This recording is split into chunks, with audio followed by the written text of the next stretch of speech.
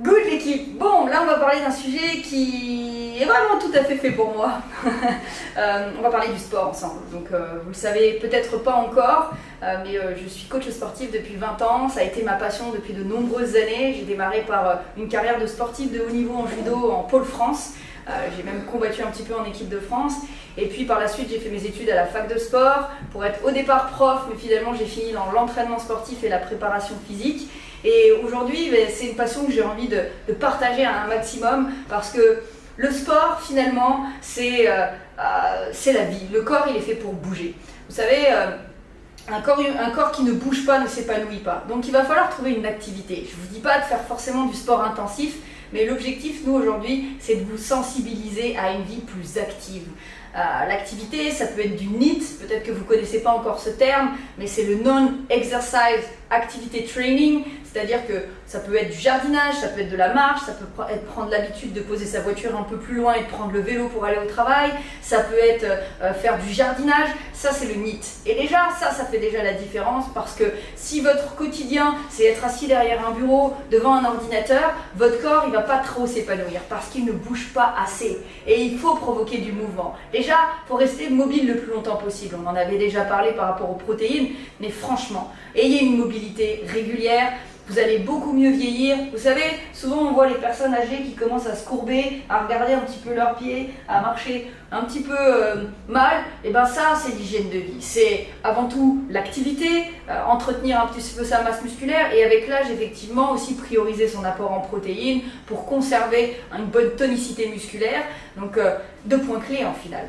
Et juste pour revenir sur ce sport, c'est aussi l'opportunité de sécréter des hormones du plaisir, des endorphines. Parfois on est fatigué, on a un petit peu la flemme et croyez-moi, c'est juste peut-être que vous n'avez pas les bonnes stratégies. Mais aujourd'hui, il n'y a pas besoin de passer des heures à s'entraîner pour avoir des choses efficaces. Je dis souvent, et vous m'entendrez souvent le dire, 10-15 minutes suffisent, c'est le temps d'une douche.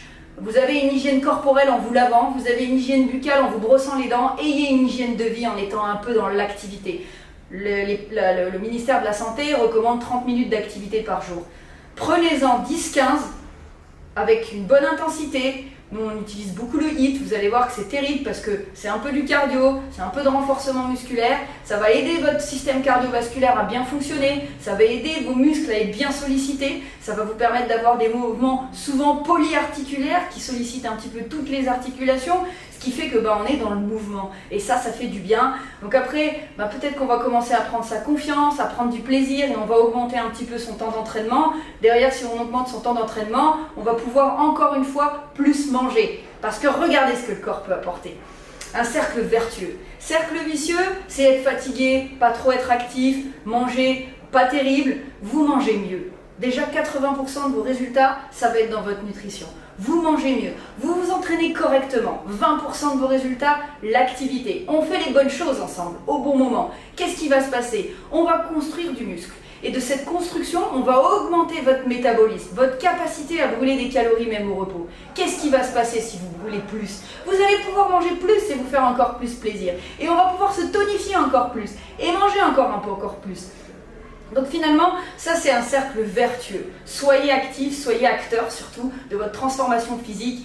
Vous savez maintenant, vous avez tous les points clés avec nous. Hydratation, petit déjeuner, fractionnement, les protéines, l'activité sportive. Il vous reste plus que le dernier point clé, la communauté, l'entraide, le soutien, le partage. Et ça, vous l'avez sur un plateau avec toutes les personnes que l'on a déjà aidées avec l'équipe. C'est des transformations juste incroyables, une richesse au niveau du partage incroyable aussi parce que yes, on est plusieurs coachs ensemble, on va amener nos différentes compétences pour vous les apporter sur un plateau, mais aussi vous avez la richesse des personnes qui sont passées par là où vous souhaitez passer et qui ont atteint les résultats que vous souhaitez. On le dit souvent, si tu changes rien, rien ne change, ça c'est une première chose, mais aussi rapproche-toi des personnes qui ont ce que tu souhaites parce qu'elles ont fait le chemin que tu souhaites emprunter. À très bientôt.